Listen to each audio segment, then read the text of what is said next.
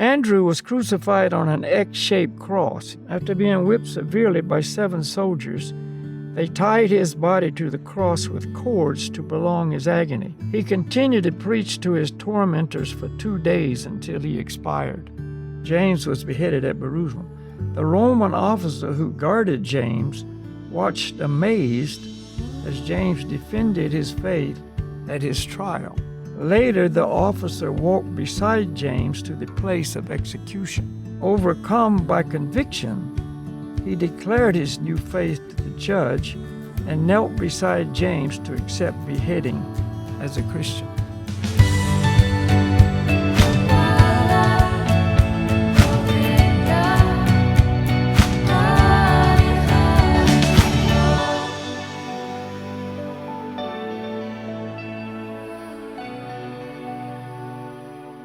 They were strong, physically and strong in their faith to the end.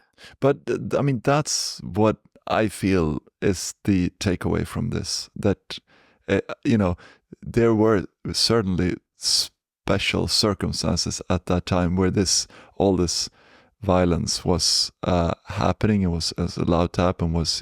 We can't compare it to today. But like that's how it was. And just like I know that's the takeaway that I think is so inspiring. Their faith and their strength in their faith that didn't bow down before anything. I mean, this is a reality, and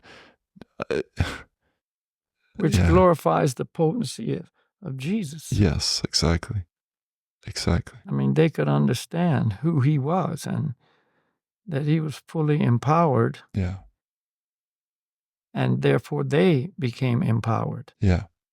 Yeah. And that's why they were so successful in spreading his teachings throughout the Roman Empire and in all kinds of different places. Yeah, because the Roman Empire was, like I said, I mean, it was definitely, wasn't it, they were like chasing Christians into trying to just kill off all the Christians, at least at certain... That's why they had to hide in the catacombs.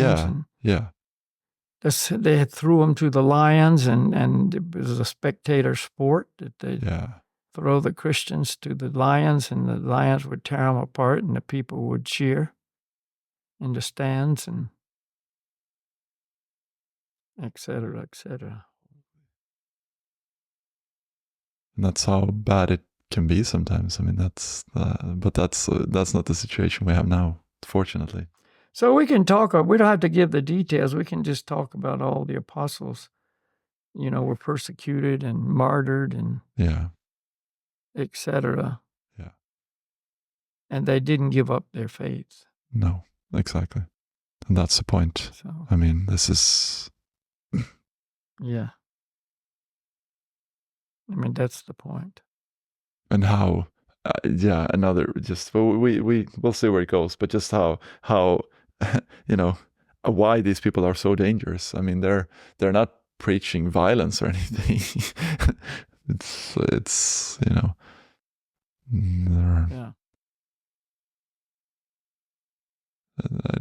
I can't understand it. Why it's such why they have to be so afraid of these people that are so peaceful and so loving and caring, and Jesus is the most loving and caring person, and they have to crucify him.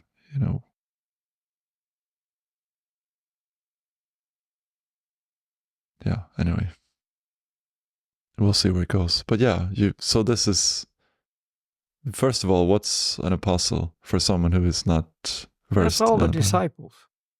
Oh, yeah. Let's look at it exactly and see what the dictionary says. Yeah.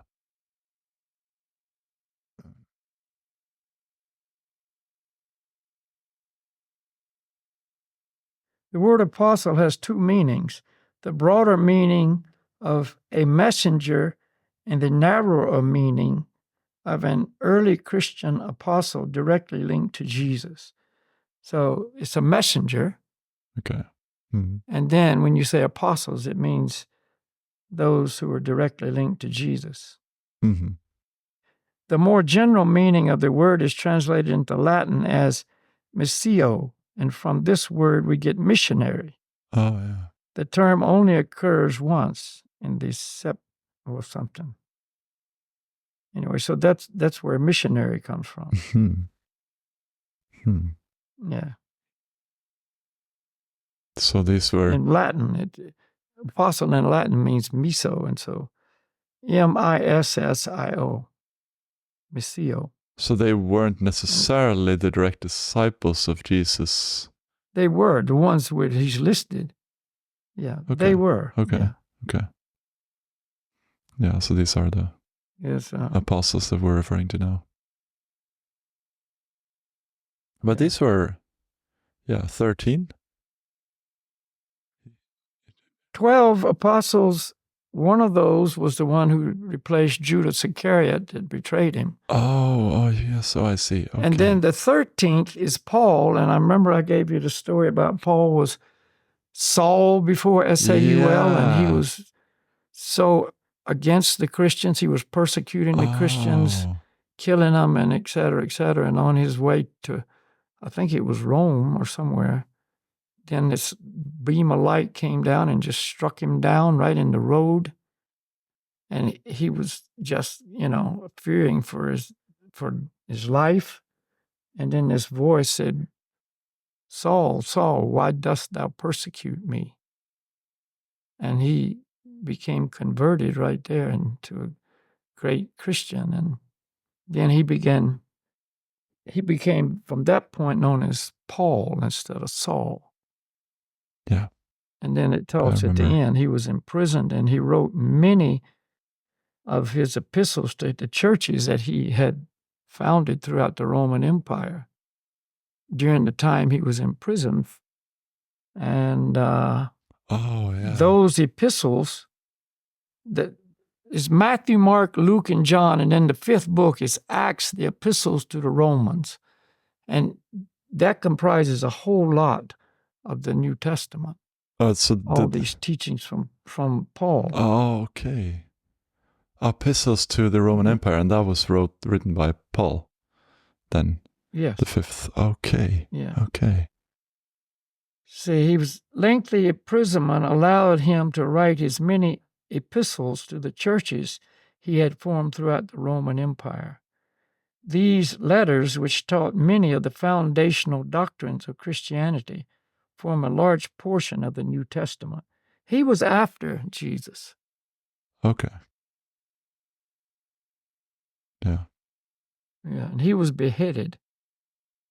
He was tortured and then beheaded by the evil emperor Nero at Rome in AD 67. So 67 years after Jesus. Right.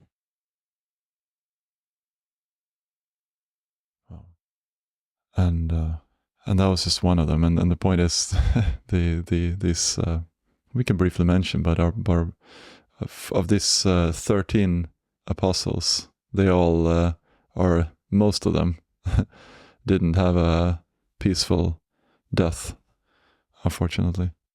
Only one, John. But he was the one of the 13th who didn't have a peaceful death. But they tried to kill him. They boiled him in oil. But miraculously, he didn't die. And then he was sentenced to the mines, to work in the mines. But then later, he was freed from this and returned to serve as the bishop of Edessa in modern Turkey. And he died as an old man. But so he went through his tribulations also. Anyway, what we're talking about is all the apostles, which were the direct disciples of Jesus, except for Paul, and he was also directly connected with Jesus. They, because of their belief and faith and passing it on in their preaching activities to Jesus, their faith in and belief in Jesus, their conviction of the words of Jesus as being the truth and passed it on in their missionary activities, they were persecuted and killed because of it. Because that was the general environment that they were existing in at that time. That was the era of the Roman Empire, and the Romans were absolutely atheistic and against any semblance of worship of God or Jesus, etc. Yeah. But the Romans did, I don't know if they worshiped, but they accepted what we know to be demigods. They just called them the gods, like Thor, all these Greek gods that we read about. Yeah. And they would say that, actually everything is up to the will of the gods, but they didn't accept the one supreme person. So the teachings of Jesus and his life pointing to the one supreme Lord was not accepted by them. They were against this, and they didn't want anything upsetting their hedonistic lifestyle and preaching to people that this wasn't the goal in life. This isn't what they should do. And that's why they also worshiped demigods, wasn't it? That they were asking the demigods to have a more pleasant life and giving them sacrifices so they could live more happily and enjoy more. And, the demigods would bless them with nicer circumstances and everything. So that's also reflected in their worship. Yeah. Yeah. So it again points that demigod worship, leads to hedonism. Without a supreme Lord, everything else becomes hedonistic. Because you'll manipulate like Ravana in our Vedic scriptures, like Ravana, Hiranyakashipu, and all these great demons.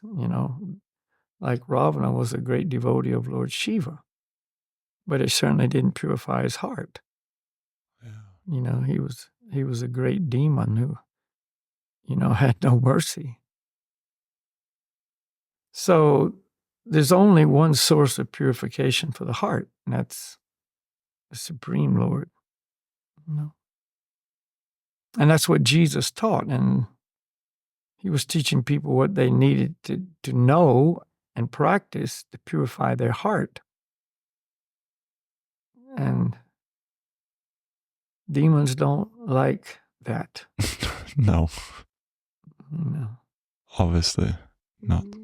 They're absolutely opposed to that. But why?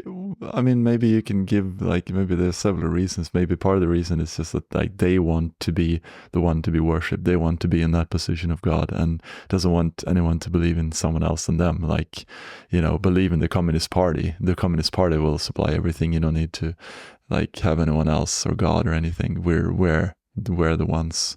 But, what they did, they basically tortured and killed all the apostles in the end, except from one. All of them died in a very, so it's, I'm just why? Maybe I can't understand it. Maybe I'm trying to understand the mind of a very, very evil-minded person, and I can't reach there. I don't know. But because it's a threat to them. It's a direct opposition. Yeah. If they want to be the number one or controller, even if it's just controlling their little microcosm of life, they don't want any opposition to that. They don't want to have a philosophy of life that says there's somebody above you, somebody that can control you, somebody that, can actually, do whatever they want in connection with you. And they don't want to be in that position. And so it's an complete rejection of that philosophy. And anyone who promotes it is the enemy. In any war, any situation like that. They have to project the image of the enemy as being terrible, someone who needs to be eliminated. Yeah. They have to make them the object of their violence to rid the world of these scum. Yeah. Mm-hmm. And so that's what they did with Jesus. That's what they did with the apostles. You can't do that. And so they killed them in many different ways, one by one, different places, different times, different methods, but with the same result. They eliminated all of them, except for John. And they tried to kill him. He was boiled in a huge basin of oil during a wave of persecution in Rome. However, he was magically delivered from death. But they tried. You see. So then, since they didn't kill him, he was sentenced to the mines on the island of Patmos, somewhere in the Roman Empire. And so it was there in that situation that he wrote the book of Revelation. Yeah. I mean, I know it's kind of much, but when I read this, it's what happened to them all. I mean, we can maybe mention in brief. I mean, that's just a reality. I mean, it might be uncomfortable, but it is the reality of this world. It's so violent. There's so much things going on. It's better to see it, better to know about it, and then you can know the reality. Like, wake up, see the reality. This is the reality. And maybe we could briefly mention what happened to them. Well, yeah, I mean, we don't have to go one by one because it's pretty gruesome, but yeah, several were beheaded. Yeah. That was a common means of execution at that time. Yeah. And Mark was dragged through the streets by horses until he was dead. And I think two of them, Peter and Andrew, were crucified upside down on a cross, and X-shaped cross. And yeah. And Andrew's example is very, very special because he continued to preach to his tormentors while he was on the cross. Yeah, so he wouldn't die quickly. They didn't nail him to this X-shaped cross upside down. They tied him with cords. Yeah. And he preached to his tormentors for 2 days until he expired. So, and it said when he approached the cross, he saluted the cross. He said, I have long desired and expected this happy hour. The cross has been consecrated by the body of Christ hanging on it. I mean, this was their absolute conviction that they were totally purified by their association with and following the teachings of Jesus and carrying on his mission. Yeah.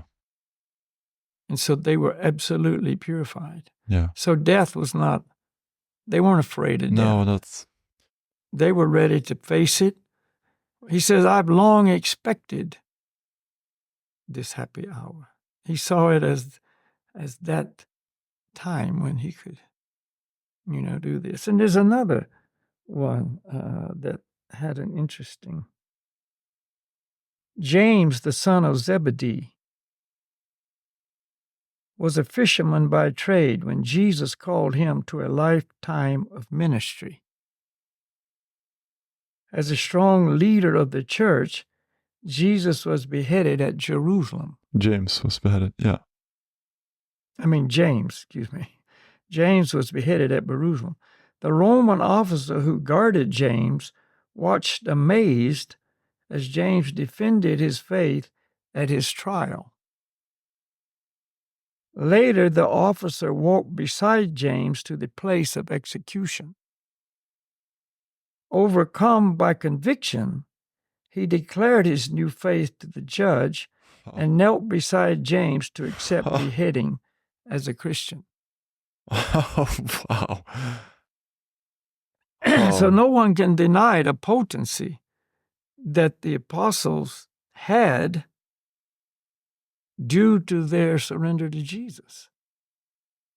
And this Roman, yeah, that Roman officer, he just became a Christian through his association with James, the son of Zebedee, and just knelt beside him with his head out. Because and that shows so clearly. It was very nice that you took that example, because I was gonna say someone could hear this or read this and just think, these are complete like fanatics. These guys are just like completely blind. They're prepared to do like even have their body killed, which is the worst thing you can imagine for someone who is not on the same platform, spiritual platform as these people are and were and are still. They still exist.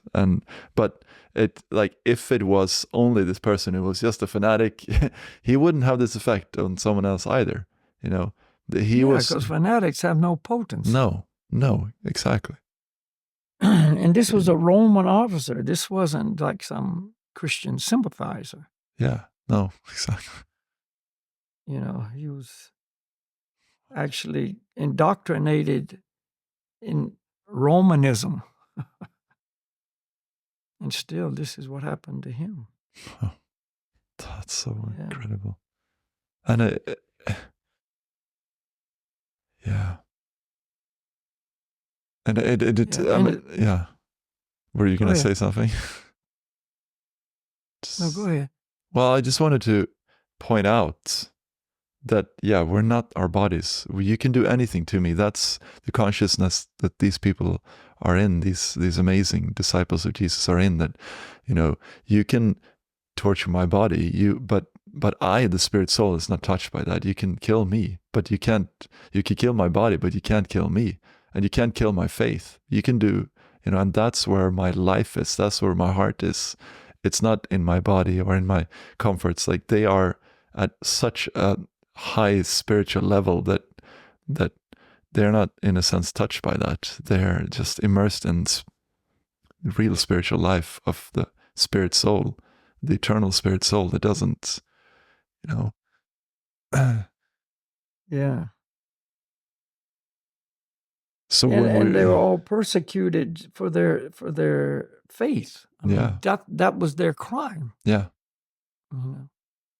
But actually, Jesus said, one of the things he said to his disciples, "And ye shall be hated of all men for my name's sake, but he that endureth to the end shall be saved." So Jesus told them already, this is what's going to happen. And they endured to the end, and they'll be saved. Wow. And they were. There's no question. But that doesn't promote fanaticism in any way. That was real. That was their real, absolute faith, conviction. That was their life, etc. But some have taken these examples or some ideas like they got from Jesus's torment and death, and he didn't die, but crucifixion, and try to implicate that, like in the Philippines, which is a strong Catholic church. Every Easter, there are people who will, put a big cross on their back and drag it through the streets, or they'll, have people whip them, or they'll put a crown of thorns on their head, or they'll undergo some kind of torture, self-torture or inflicted torture, as if this is pleasing to Jesus. Yeah. Somehow this is, glorifying Jesus and pleasing Jesus. Yeah. And that's just fanaticism.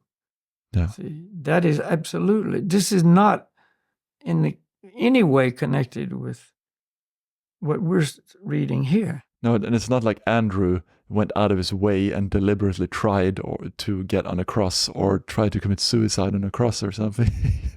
I mean, that was a circumstance that he was put.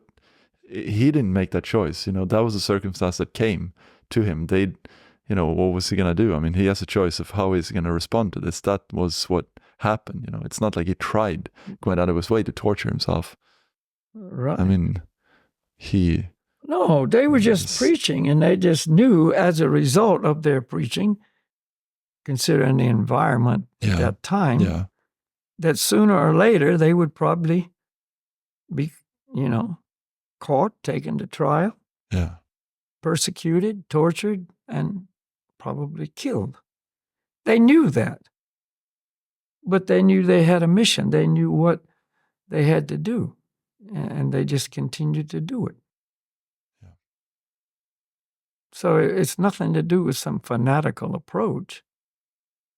It's just their sincere determination to spread the word of Jesus and his teachings to as many people and as far as they could before that time happened.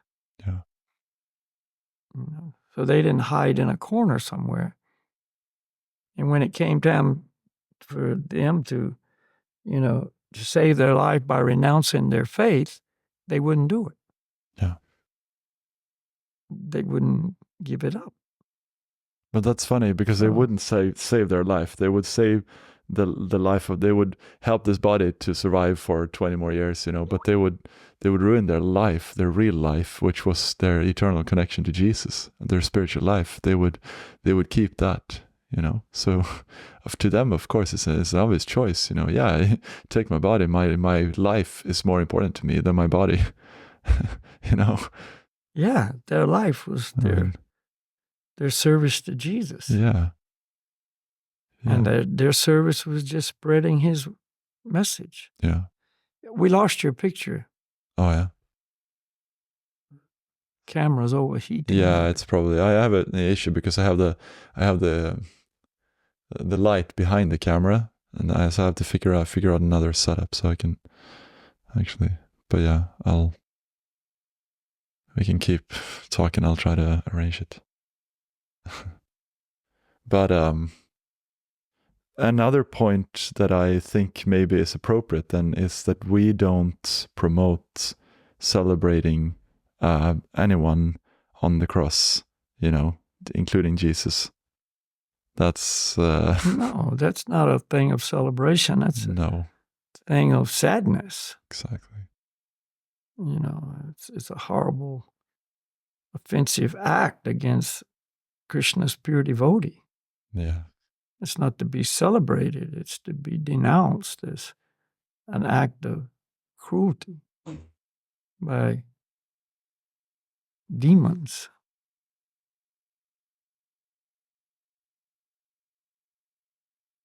But again, the reason, it brings me back to the Romans, the reason why many people, I think, do that is because they have a materialistic consciousness and they want to be able to enjoy and then just give the results to Jesus so that they can keep on enjoying, just like the Romans. Not just like the Romans, but, still this materialistic idea in the background that makes it, that's why they... You know what I mean? Well, yeah. Jesus didn't teach salvationism, but No. many, in the name of Jesus, that's their whole focus is salvationism. He taught love for God, and love for God encompasses willing to do anything in the service of God. Yeah. And it's described that when Jesus, came out of the tomb, the first place he went was to hell to preach to the people in hell. So in heaven or hell, it doesn't matter as long as one's connected in their loving service to the Lord, then it's all the same. Yeah. Mhm.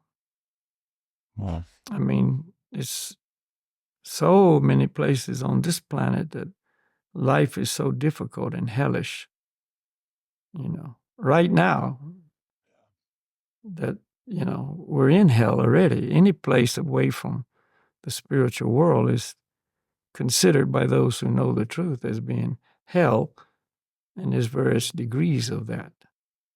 Yeah. Because hell would mean it's a place where you can never be happy. When you're separated from the Lord in consciousness, you can never be happy. That relationship that's not active, it's not, viable. It's producing a condition of life that is void of happiness, real happiness for the soul. And that's considered by those in knowledge of the truth that that's a hellish life. It's a life of suffering. It's a life of pain. It's a life of emptiness. It's a life of, dissatisfaction and loneliness. So whether you're in a rich position in the world and have all the finest comforts of life, or whether you're in the worst condition, if you don't have that loving connection, then you're suffering. And that's just how it is. But if you have that, then you're full, you're satisfied. So all the apostles, they had that. They were full, they were satisfied. And so as they went through every part of their life, including the end times, they had that satisfaction. And Jesus had it even to the end. And that's why he was still forgiving at the end, right to the very moment. Yeah. Yeah. They don't know what they're doing. Yeah. Please forgive them. Yeah. Yes. Yeah. Here's an interesting one about James. He was the leader of the church in Jerusalem. He was thrown over 100 feet from the southeast pinnacle of the temple when he refused to deny his faith in Christ.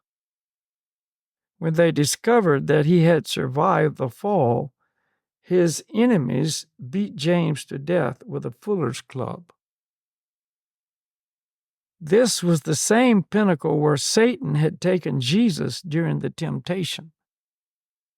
So if you know the story in the Bible, when Satan took Jesus up to this temple spire and he had him look out over all this vast area that he could see from there, and he said, this can all be yours. You can enjoy all of this. All you have to do is just renounce your faith in God and so on. And Jesus said, no, get thee away from me, Satan. Wow. You workers of iniquity. So this is the same spire that James was thrown on.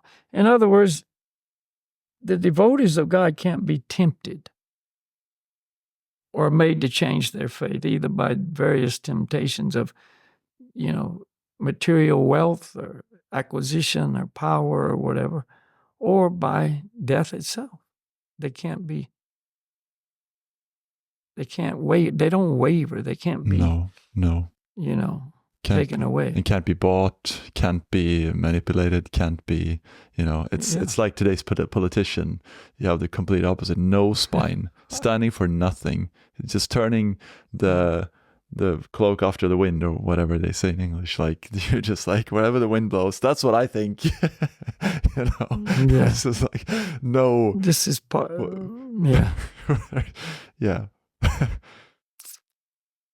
Exactly. That's why that's what I wanted to focus on, and hearing about this, that this is the example. We can't expect to be on this platform. Like I can't expect ever to be on that platform, but I can look up to that and I can see, that's where to aspire to be at that platform, where to be so strong in your spiritual life, in your faith, in the Supreme, that,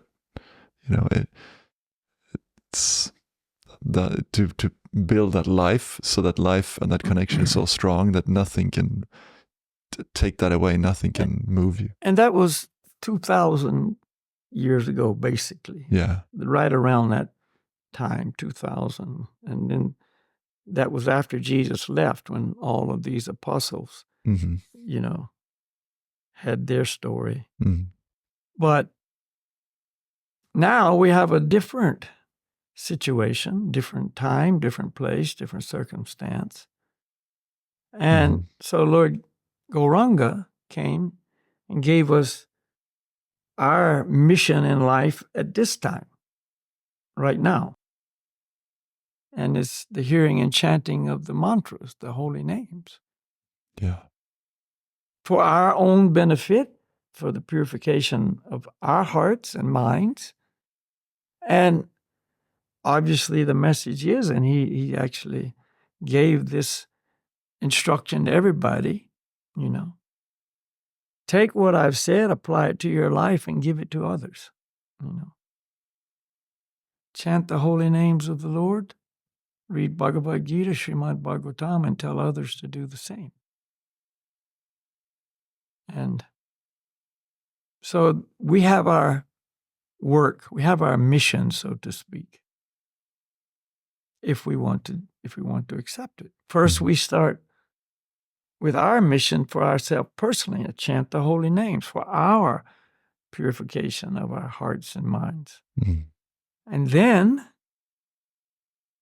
encourage other people to do the same. Exactly. Just like Chaitanya. And it's not the Roman times, people aren't experiencing what the apostles experience nowadays. No. But we will not find everybody's open to this and everybody's willing to do this. But among any group of people, there's a potential that one of those or more of those would be waiting for this message. Yeah. It'll be exactly what they're ready to hear. Yeah. And they see the truth and they apply it to their life. Yeah. And then they pass it on to other people. And if you never give them a chance, if you never say anything, then there's no chance for that. Not, of course, to do it in a fanatic way. Really be sensitive, but give it to others if you can. Yeah, no fanaticism. Yeah, that's the enemy. That's the enemy. It's fanatics are just people with a lot of sentiment and no knowledge. They got this fervor. I mean, you can see fanaticism everywhere in every part of life. It's not just in some spiritual teachings where you find fanatics. You find fanatics everywhere. So they don't have knowledge, they don't have intelligence, they don't know how to apply, or they don't know how to direct their fervor, Yeah. their enthusiasm there. And so you got somebody with so much enthusiasm and fervor, and I want to do that, but they'd have no knowledge, then it just causes a problem.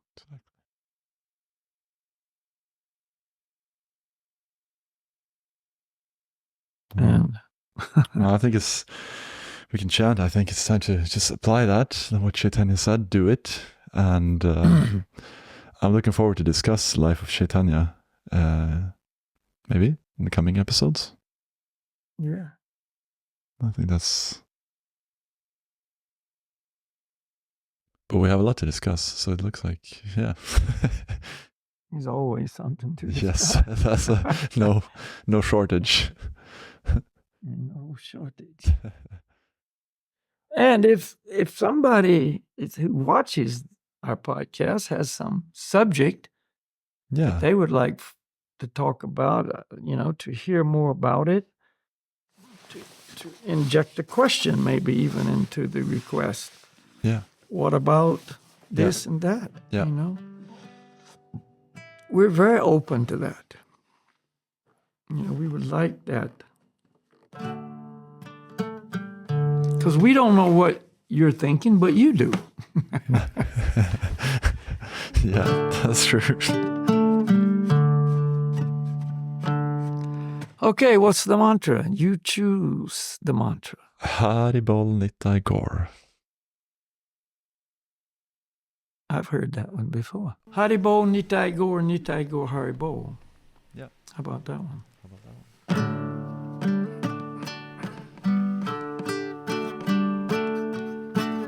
Haribo, Nitai Gor, Haribo, Haribo, Nitai Gor. Haribo, Nitai Gor, Nitai Gor, Haribo, Haribo, Nitai Gor, Nitai Gor, Haribo, Haribo, Nitai Gor. Haribo, Nitai Gor, Nitai Gor, Haribo, Haribo, Nitai Gor.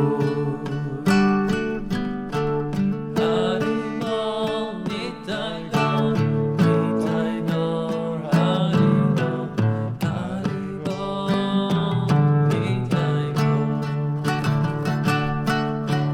Haribo, Nitai Gor, Nitai Gor, Haribo, Haribo, Nitai Gor.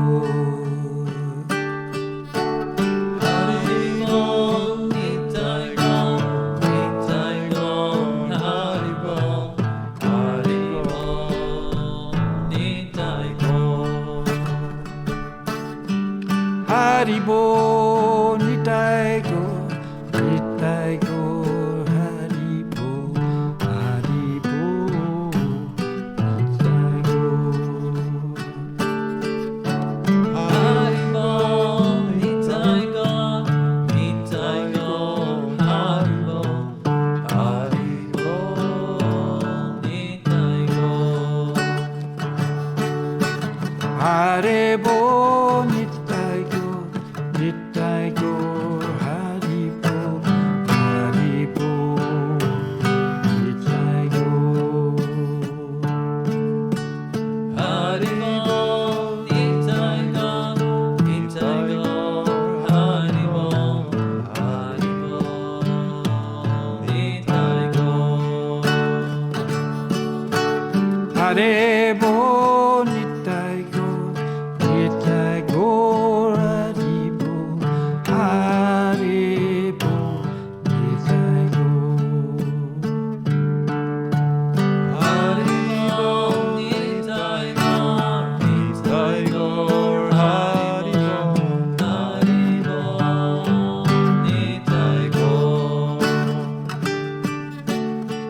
Haribo, Nitai Gor, Nitai Gor, Haribo, Haribo, Nitai Gor. Haribo, Nitai Gor, Nitai Gor, Haribo, Haribo, Nitai Gor. Haribo, Nitai Gor, Nitai Gor, Haribo, Haribo, Nitai Gor. Haribo, Nitai Gor, Nitai Gor, Haribo, Haribo, Nitai Gor. Haribo, Nitai Gor, Nitai Gor, Haribo,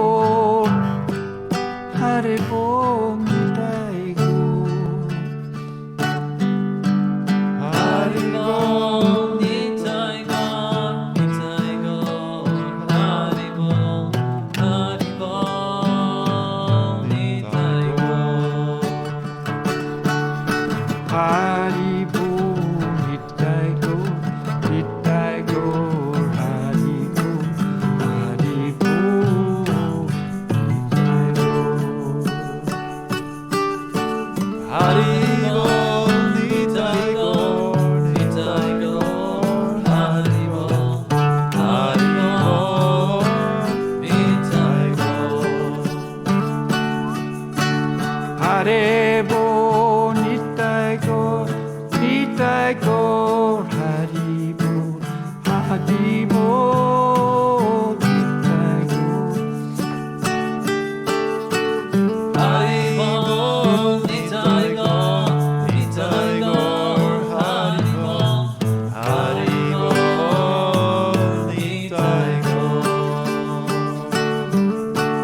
Haribo, Nitaigo, Nitaigo, Haribo. Haribo,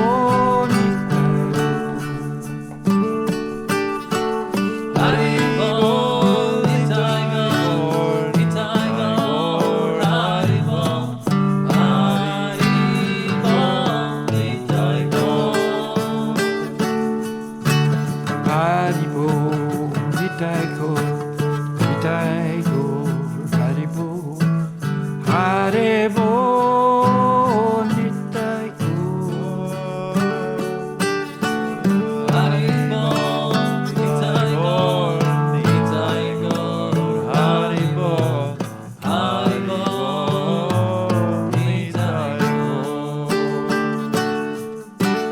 Haribo, Nitaigo, Nitaigo, Haribo, Haribo, Nitaigo. Haribo, Nitaigo, Nitaigo, Haribo. Haribo,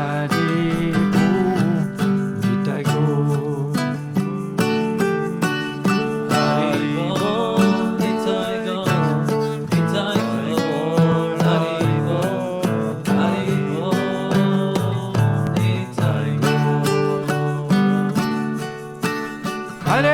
Haribo, Nitaigo, Nitaigo, Haribo, Haribo, Nitaigo.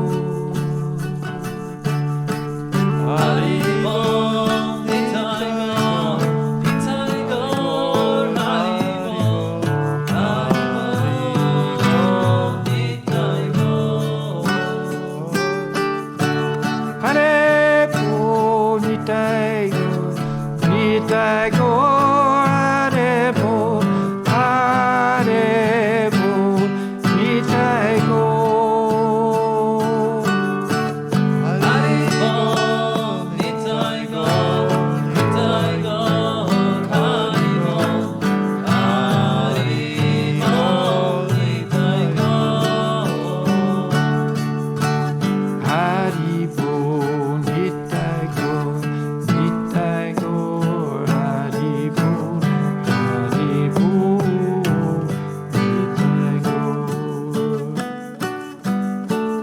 Haribo, Nitaigo, Nitaigo, Haribo, Haribo, Nitaigo.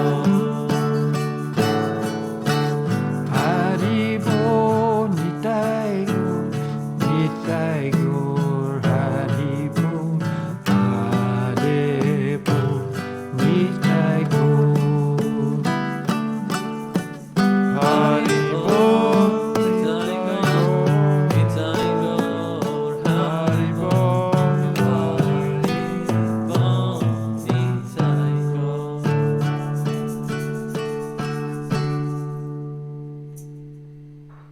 Haribo, Haribo. Haribo. I'm back. Maybe. No, you're not. Okay. Maybe someday I'll be back. But I think I know I'm back. Thank you, Balakia. I'll buy a silent Okay, so something. yeah, it wasn't a pleasant topic today by any means to read about this tragic. Exactly. But it's real, and that's what I want to be more in my life, also just real. Because people deserve it, to hear the truth and to get reality. And then, there is a solution. That's what you need to know. It's not complete dark, and we just discuss the dark, but there's light there, and that's what we focus on and dive into and take shelter in. The hope. I mean, the world's a dark place. Oh, yeah. The reality is it's a dark place. But, like you say, there's a solution. There's a reality beyond this reality that's our real reality. And that's what we're trying to encourage everyone to consider and move toward. The light. Get away from the darkness and into the light. The light of knowledge, the light of love, the light of the Lord. The holy names are the light.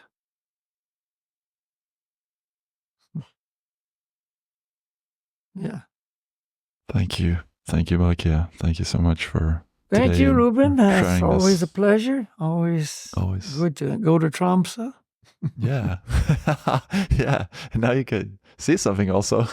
Now it's not just mist. Yeah. You have some ocean view and yeah. Right. And don't forget, everybody, to, send in your comments and Yeah. share the link with other people. Yeah. And we don't know who's going to be interested. I mean, you don't know. The most unlikely person could be that person who's the most interested.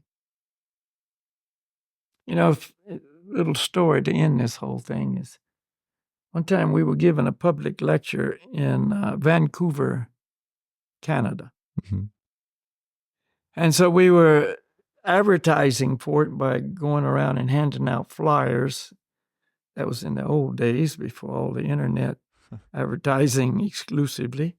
So we were going in the streets handing out flyers, and there was this esoteric fair we bumped into that was taking place exactly at that time. And so we thought, well, this will be a good place to go hand out flyers. So we went inside, and there was, 4 of us, I think, and one of the 4 was a girl who was just kind of new, interested a little bit. She happened to be in that area, and so she was with us. Mm.